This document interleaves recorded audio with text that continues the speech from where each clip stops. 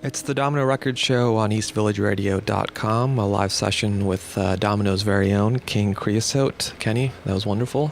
Thank you. 3 songs from the new CD called Thrawn, but before we actually talk about Thrawn, we should perhaps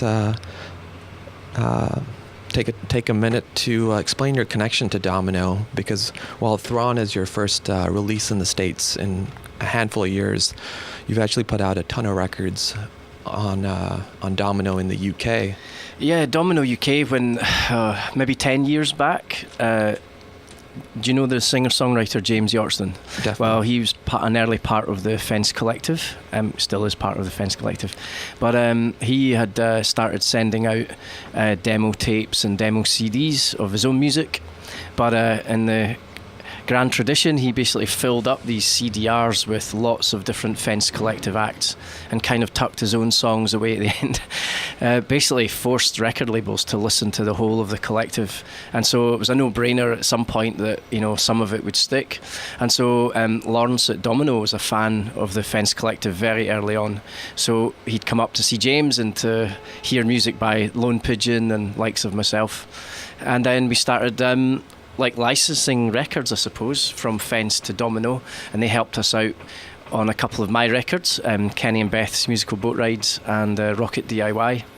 And then for a couple of years I was on a different label, and then came back to Domino, straight back into the fold, brought all my catalogue with me, and then they looked at these titles and thought, you know what, too much stuff to try and put out in the US in one fell swoop, so we have Thrawn, just a mishmash of it all, really.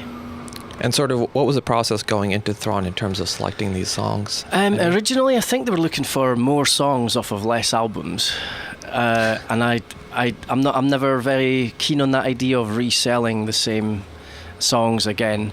But the argument was made that nobody over here knew anything by me, so the humble little I decided, right, I'll go with this. And so we took a couple of songs. I started with a long list of songs. It was basically 2 songs off each of 6 records.